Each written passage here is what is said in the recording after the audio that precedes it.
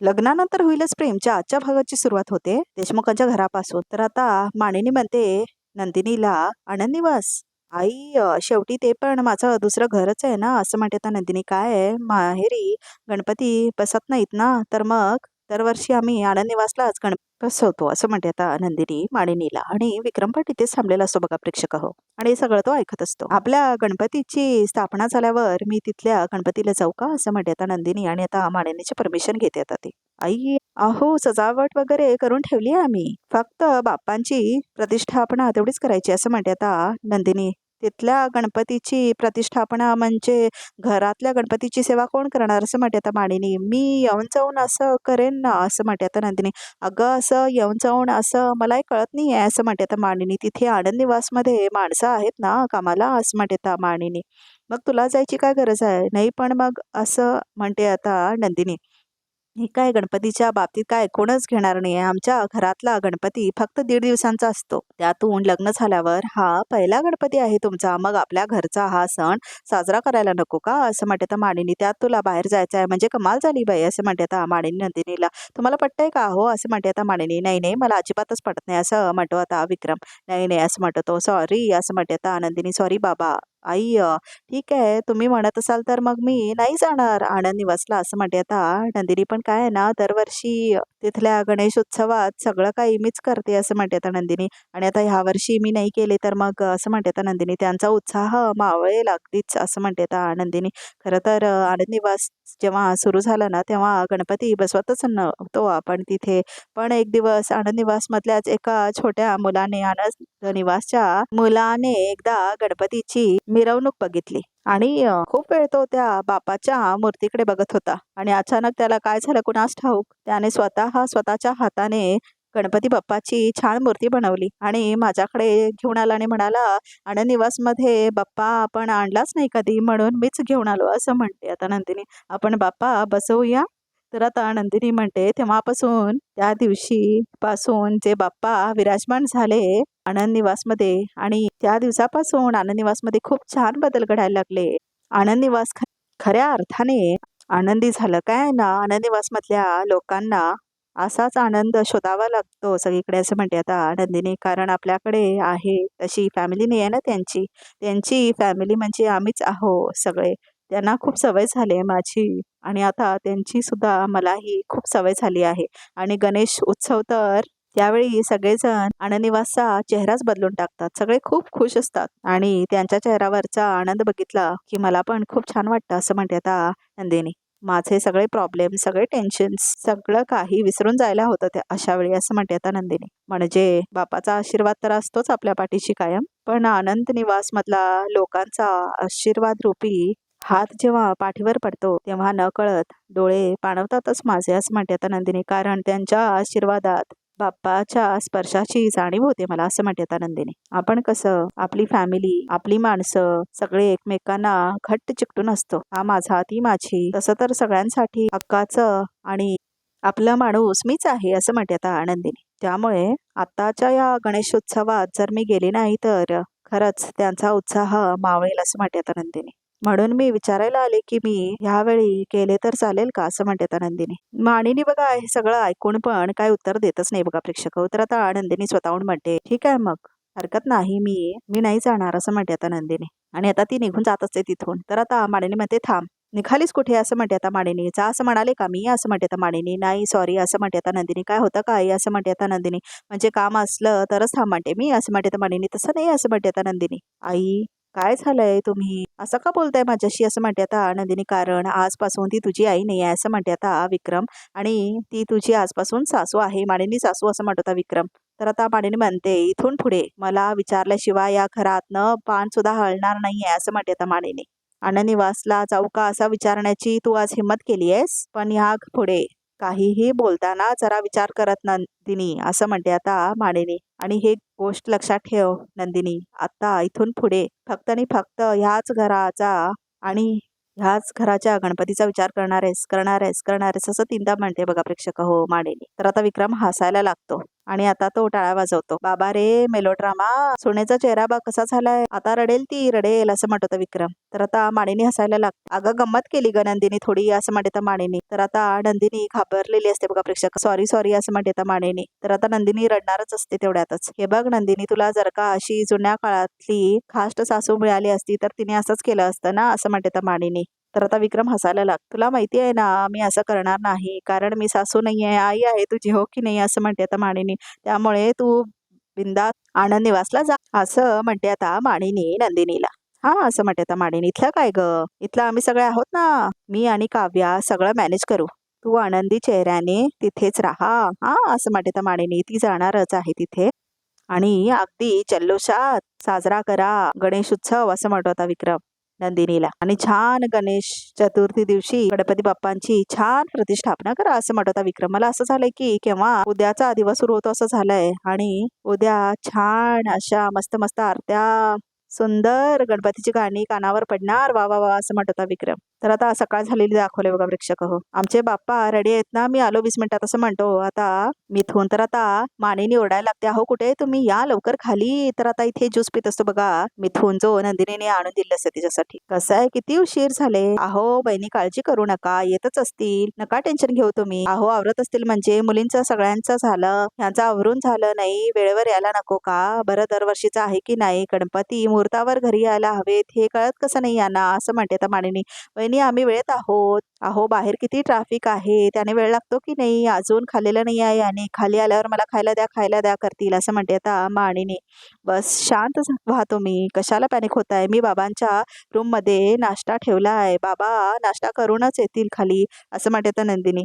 खरंच बाई तू आहेस म्हणून आता ना तुम्ही दोघेच बोलवा, आता ना मी हात टेकले त्यांच्या समोर असं म्हणते आता माणिनी. तेवढ्यातच आता विक्रम येतो खाली आणि या तुमच्या समोर हात टेकले, किती वेळ लावला तुम्ही असं म्हणते आता माणिनी. अगं उशीर कुठे झाला, वेळेवरच आलोय. आणि तुझे 2 चिरंजीव आहेत ते कुठे गेलेत ते बघ. तर आता जीवा म्हणतो तयार होऊन थांबलाय जीवा बाहेर तुमच्यासाठी, कळलं असं म्हणते आता माणिनी. बघा प्रेक्षक हो, गाडी सुद्धा काढली आहे त्याने, तो वेळेत आलाय आणि मला कळूही दिलं नाही. दम दिला वाटतं बायकोनी, हा असं म्हणतो विक्रम. फक्त त्याच्या बायकोनी त्याला नाही, तुमच्या बायकोनी तुम्हाला दम दिलाय असं म्हणतो आता मिथून. दमली ती असं म्हणतो आता मिथून. गणपती बाप्पा मोरया पण म्हणू शकणार नाही तितका आवाज बसलाय त्यांचा असं म्हणतो आता मिथून. बोंबलत बसू नको, चल चल जाऊ असं म्हणतो आता विक्रम. घ्या सरबत घ्या असं म्हणते आता नंदिनी. नको नको जाऊ, म्याने पोट भरलंय माझं असं म्हणतो आता विक्रम. येऊ मी असं म्हणतो आता विक्रम. अहो या हो लवकर, मामा मामा मला पण यायचं आहे, मला का सोडून चालाय असं म्हणते आता पिहू. अगं तिथे लई गर्दी असती, मी गणपती आणायच्या नादात माझी गौरी हरवून येऊ का, तू इथेच थांब, तू चल माझ्यासोबत असं म्हणतो आता मिथून श्रेयाला. आणि आता श्रेया जाते त्यांच्यासोबत गणपती आणायला. हे आठवून घे आणि तुझ्यासाठी दूध ठेवले ते पी जा जा असं म्हणते आता माणिनी पिहूला. सगळ्यांना ना सगळं सांगायचं, सगळे आपापली कामं का नाही करत असं म्हणते आता माणिनी. नंदिनी म्हणते, अहो आई शांत व्हा, बसा इथे शांत व्हा जरा आणि हे घ्या सरबत प्या, बरं वाटेल असं म्हणते आता नंदिनी. अगं नंदिनी, देवाचं कार्य आहे म्हटल्यावर ह्या समजत नाही का की टायमात सगळं पार पडायला हवं म्हणून. तर आता नंदिनी म्हणते सगळं टायमात पार पडेल, सगळं नीट पार पडेल, किती टेन्शन घेत आहे आई, आम्ही आहोत ना सगळे तुमची मदत करायला. मग असं म्हणते आता नंदिनी. मला सांग पार्थ कसं काय आला नाही ग, काल रात्री ते डेकोरेशन करत बसले होते, मग झोपायला वेळ झाला असेल असं म्हणते आता नंदिनी. मे बी झोपले असतील असं म्हणते आता नंदिनी. हरकत नाही असं म्हणते आता माणिनी. तुला सांगू का नंदिनी, खरंच मला असं झालंय ना, कधी एकदा माझ्या दोन्ही सुना बापाचं स्वागत करतायत आणि बाप्पा इथे विराजमान होत आहेत असं म्हणते आता माणिनी. बापरे आई केवढी एक्साइटमेंट ती असं म्हणते आता नंदिनी. लग्नानंतरचा तुम्हा दोघींचा पहिला गणपती आहे ना या घरातला असं म्हणते आता माणिनी. तुम्ही दोघींनी छान आराधना करावी बाप्पाची असं मनापासून वाटतं आणि तुमच्या ज्या काही इच्छा असतील ना त्या सगळ्या मागून घ्या बाप्पांकडून असं म्हणते आता माणिनी. काय मागायचं ते ठरलंय आणि ते फक्त माझ्यासाठी नाही, इतर सगळ्या सुनांसाठी ठरलंय असं म्हणते आता नंदिनी. इतर सुनांसाठी मागणार आहेस काय ते असं म्हणते आता माणिनी. सगळ्यांना तुमच्यासारखी सासू मिळो असं म्हणते आता नंदिनी. तुमच्यासारखी सासू असेल ना तर घरात कशाला भांड्याला भांडं लागेल असं म्हणते आता नंदिनी. उलट तुला सांगू का, सासू म्हणून मीच भाग्यवान आहे, मला तुम्हा दोघींसारख्या गोड सुना मिळाल्या आहेत. एक शांत सुस्वभावी आणि दुसरी टगी आहे, सगळ्यांना पुरून उरणारी असं म्हणते आता माणिनी. पण खरंच ग, खरंच मी भाग्यवान आहे, तुम्हा दोघींसारख्या गोड मुली ज्या घरात जन्माला येतात ना ते आई वडील आणि आमच्यासारख्या सासवा, आम्ही लकी आहोत असं म्हणते आता माणिनी. कारण बघ ना नंदिनी, तुमच्या आयुष्यात इतकं काय काय घडून गेलंय, पण तुम्ही दोघीही हारल्या नाहीत. प्रत्येक संकटाला भिडत गेलात असं म्हणते आता मानिनी. आणि तू तर तुझ्या चेहऱ्यावरचा हसू कधी ढळूच दिलं नाहीस असं म्हणते आता मानिनी. तुझ्या मनात कितीही कोलाहल झाला तरी तुझा संयम कधी सोडला नाहीस तू असं म्हणते आता मानिनी. खरंच कौतुक वाटतंय मला तुझं. म्हणजे फक्त सून म्हणून नाही, तर प्रत्येक नात्यामध्ये तू अव्वल आहेस हे तू प्रूफ केलंस असं म्हणते आता मानिनी. तर आता नंदिनी म्हणते, आता बास माझं कौतुक करणं थोडं बस करा. खरं कौतुक तर तुमचं व्हायला पाहिजे असं म्हणते आता नंदिनी. आई, या सगळ्या प्रसंगांमध्ये तुम्ही माझ्यासोबत खंबीरपणे उभ्या होतात, म्हणून तर ह्या अडचणींवर मी मात करू शकले असं म्हणते आता नंदिनी. आणि जीवा सुद्धा प्रत्येक क्षणाला माझी ताकद म्हणून उभे राहिले. जीवामध्ये तर इतके बदल झालेत ना नंदिनी, आणि ते सगळे बदल तुझ्यामुळे झालेत असं म्हणते आता मानिनी. अगं, आज मी जीवाला बघितलं तर असं वाटतं की हा माझा जीव आहे ना असं म्हणते आता मानिनी. अशीच कायम त्याच्यासोबत राहा असं म्हणते आता मानिनी.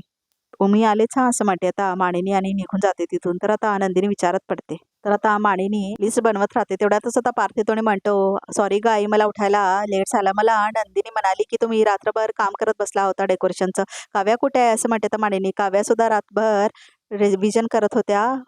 झोपल्यात त्या, आवरतीलच आता आणि येतीलच असं म्हणत होता पार्थ. बाबा आणि मिथून काका का दिसत नाहीयेत? गणपती आणायला जायचं आहे असं म्हणत होता पार्थ. अरे गेलेत ते जीवासोबत गणपती आणायला असं म्हणते आता मानिनी. गेले पण असं म्हणत होता पार्थ. मग असं म्हणते आता मानिनी. तर आता पार्थ म्हणतो, म्हणजे एवढा वेळ झाला की काय? मला आज सणाचा दिवस आहे, लवकर उठायचं असतं, पण मग मी बघ काय किती वेळाने उठलोय असं म्हणतो आता पार्थ. कसं वागतोस रे तू असं म्हणते आता मानिनी. अरे ठीक आहे, दरवर्षी जातोस ना तू सगळ्यांबरोबर, वाईट वाटून घेऊ नकोस. आणि तशी गुणी आहेत माझी मुलं असं म्हणते तर मानिनी. असं म्हणतो होता पार्थ. आमची आई खूप समंजस आहे, त्यामुळे तुझी मुलं खूप गुणी आहेत असं म्हणतो होता पार्थ. वा असं म्हणते आता मानिनी. आणि आता ती म्हणते की म्हणजे आहे कौतुक आईचं. मला तर वाटलं होतं लग्नानंतर फक्त बायकोचंच कौतुक करणार. ऐकून बरं वाटलं की आईचं कौतुक आहे तुम्हाला म्हणून असं म्हणते आता मानिनी. बोलली बोलली खास्ट सासूसारखं बोलली असं म्हणतो आता पार्थ. पण मानिनी देशमुख, तुम्हालाही शोभत नाही टिपिकल सासवांसारखं बोलणं असं म्हणतो आता पार्थ. टिपिकल सासवांसारखं म्हणजे नेमकं काय रे असं म्हणते आता मानिनी. म्हणजे उगाचच सुनानं बडबड करायची, उगाचच त्यांना टोमणे मारायचे, त्यांच्या चुका काढायच्या, कुरबोडी करायचं, हे तुला जमत नाही ग असं म्हणतो आता पार्थ. तर आता मानिनी म्हणते, तुला माहित नाही माझं डोकं सटकलं की कसं बोलते मी, बघितलंस ना ते असं म्हणते तर मानिनी. तुला आठवतंय काव्याने केक कोंबला होता वसुआत्याच्या तोंडात, केवढी चिडली होती मी तेव्हा काव्यावर. आणि आता नंदिनीच्या बाबतीत किती वाईट वागले मी तिच्याशी बाई असं म्हणते आता मानिनी. आई असं म्हणतो होता पार्थ. तुला जाणीव आहे की तू वाईट वागलीस असं म्हणतो होता पार्थ. म्हणजे तुझा चांगुलपणा आहे असं म्हणतो होता पार्थ. अरे आज जरा आईचं कौतुक जरा जास्त होतंय असं नाही वाटत आहे का तुला? ये ये इकडे ये, बस बस इकडे. मला तर असं वाटतंय की तुला आईकडून काहीतरी हवंय. काय हवंय असं म्हणते तर मानिनी. आई, तू आतापर्यंत मला न मागता इतकं काय दिलंस, आणखीन काय मागू असं म्हणतो होता पार्थ. आता मी आई म्हणून तुझं कौतुक करतोय आणि सासू म्हणून जास्तच कौतुक केलं पाहिजे तुझं. खरं सांगू का, मला पेक्षा मला माझ्या सुनेंचं जास्त कौतुक आहे. कारण तुला माहितीये का पार्थ, त्या दोघीही त्यांचं घर सोडून आपल्याकडे आल्यात. आणि आपल्या घरात किती काय काय घडून गेलंय, त्यांना काय काय सोसावं लागलंय, पण तरी सुद्धा नंदिनी आणि काव्या ह्या दोघींनीही कधीही धीर खचू दिला नाही बघ असं म्हणते त्या मानिनी. शिवाय त्या दोघी एकमेकींसाठी आपल्या घरासाठी भक्कमपणे उभ्या असतात असं म्हणते त्या मानिनी. अर्थात तुम्ही दोघं सुद्धा नवरे म्हणून आपापल्या बायकांसाठी खूप काय करता. एखाद्या नात्यासाठी अजून काय हवं असतं नाही का असं म्हणते त्या मानिनी. जसं माझ्या सुनांची मैत्री व्हावी म्हणून मी प्रयत्न केले, तसंच तुम्ही दोघांनी सुद्धा आपापल्या बायकांची मैत्री व्हावी म्हणून खूप प्रयत्न केलेत. तुझे प्रयत्न तर मी बघितलेत ना असं म्हणते आता मानिनी. पार्थ, तुला सांगू का, सुरुवातीच्या काळात मला खरंच खूप भीती वाटायची असं म्हणते आता मानिनी. खरंच असं वाटायचं की तुझ्या आणि काव्याच्या नात्याचं नक्की काय होणार आहे असं म्हणते आता मानिनी. मला खूप विचार यायचे. काव्या अचानक चिडून बॅग भरून घरी निघून जाईल का, किंवा ती चिडली तर तुमच्यातलं नातंच तोडून टाकेल का, असे एक ना अनेक विचार आले. आणि त्या विचाराने तेव्हा मला त्रासही व्हायचा असं म्हणते आता मानिनी. पण तू खूप प्रयत्न केलेस, प्रयत्न करत राहिलास आणि खरी काव्या बाहेर काढलीच असं म्हणते आता मानिनी. तिने केलेली चिडचिड, तिचे कितीतरी वाकडे शब्द तू अक्षरशः फुलासारखे झेललेस असं म्हणते आता मानिनी. आणि त्याचमुळे मला तर असं वाटतं की आता काव्याला सुद्धा ना तुझ्यातला चांगुलपणा कळला असणार आहे असं म्हणते आता माणिनी. म्हणूनच तर ती एवढी छान वागतीये, प्रेमाने वागतीये सगळ्यांशी. म्हणजे आता सुद्धा जेव्हा विक्रमने नंदिनीला सांगितलं होतं ना माझ्या रूम मध्ये येऊ नकोस, तेव्हा काव्या किती छान वागत होती. तिने स्वतःहून माझ्यासाठी सूप केलं होतं, मला भरवलं, चुकून का होईना. एकदा आई म्हणाली, खूप छान वाटलं होतं तेव्हा असं म्हणते आता माणिनी. आणि आता नंदिनीसाठी लढताना सुद्धा तुम्ही चौघेही एकत्र उभे राहिलात असं म्हणते आता माणिनी. तुम्हाला चौघांना एकत्र बघून खरंच भारावून गेले होते मी असं म्हणते आता माणिनी. आणि अभिमान सुद्धा वाटला होता. मला तर असं वाटतं एवढ्या मोठ्या संकटानंतर आपल्या सगळ्यांच्या नात्यामधली विण जी घट्ट राहिली आहे ना त्यासाठी आपल्या पाठीमागे बाप्पाचे आशीर्वाद आहेत असं म्हणते आता माणिनी. नाहीतर ही अशी संकट आल्यावर अनेकांची नाती तुटताना, माणसं दूर होताना बघितली आहेत मी. आई नाती जपणं, मन राखणं हे तुमच्याकडूनच शिकलोय आम्ही असं म्हणतो आता पार्थ. काव्याशी मी जे काही वागलो ते तुमच्याच संस्कारातून आलंय असं म्हणतो आता पार्थ. मी माझ्या वतीने आमचं नातं अतूट राहण्यासाठी मी सतत प्रयत्न करत राहतो. तूच कशाला, काव्या सुद्धा प्रयत्न करेलच की असं म्हणते आता माणिनी. मला पूर्ण खात्री आहे तुमच्या दोघांमधलं नातं अजून अजून घट्ट होईल आणि तुम्ही दोघे एकत्रच असणार आहात बघ तू असं म्हणते आता माणिनी. तर आता पार्थला आठवतं की कसं त्याने म्हटलेलं असतं की मला कुणालाही आता अडकवायचं नाही ह्याच्यामध्ये, आणि कसं तो साईन केलेला असतो आणि त्या दोघांचा डिवोर्स फाईल झालेला असतो हे सगळं आता आठवतं बघा त्याला प्रेक्षक हो. तर आता माणिनी बघत असते त्याच्याकडे. तर आता इथे रम्या आणि वसवात्यानं दाखवले. तर आता इथे रम्या म्हणत असते, आई आई काय अवस्था झाली आहे आपली. दरवर्षी गणपतीत किती मान असायचा आपल्याला. मामा तुला विचारल्याशिवाय काहीच नाही करायचा, आणि आज बघ डुंकुणी कोणी बघत नाही आपल्याकडे. खरंच हे वासे फिरल्यासारखं झालंय असं म्हणते आता सुवत्या. तर आता रम्या म्हणते, वासे नाही चक्रचे चक्र फिरले आहेत आपल्या विरोधात असं म्हणते आता रम्या. आता तर असं वाटायला लागलंय ना की आयुष्यभर याच घरामध्ये दासी बनवून राबावं लागणार आपल्याला असं म्हणते तर रम्या. वेळीस का तू रम्या असं म्हणते तर वसवत्या. मी या घरची मालकीण आहे असं म्हणते तर वसवत्या. त्याने आपल्याला कितीही दासी बनवण्याचा प्रयत्न केला असेल ना तरीही जन्मभर काय दासी बनवून राहायचं नाही आहे आपण असं म्हणते आता वसवत्या. हो का असं म्हणते आता रम्या. मग काय करणार आहेस ग तू असं म्हणते आता रम्या. मुळात तू जर मालक आहेस, तुझा आणि मामाचा समान हक्क आहे, तर मग असे आपण मोलकरण्यासारखे का राबतोय. कारण आपल्याकडून असली घोडचूक झाली आहे ना त्या घोडचुकीला घरातली कोणीच व्यक्ती कधीच माफ करणार नाही असं म्हणते आता वसवत्या.